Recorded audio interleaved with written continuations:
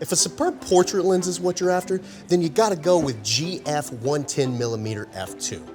On a large format sensor, it gives you the same field of view as an 87mm lens on a 35mm sensor. I mean, come on. You'd have to be brain dead not to want a piece of that. Wow. Brain dead, really? Oh, no. I'm sorry, I didn't mean it like that. I just got carried away with how extraordinary its distinction between the foreground and the background is. Oh my gosh, I feel like a monster. Oh my gosh, I am so embarrassed right now. I am turning as pale as a ghost. Please don't tell me that there's a ghost standing beside you. He actually gets really tan in the summer. Of course. I'm so sorry. I didn't mean it like that. I was just excited about explaining. Sick dude, we're going.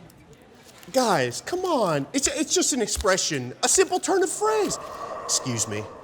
Guys. I just feel like I should help him. I think it's more fun if you don't.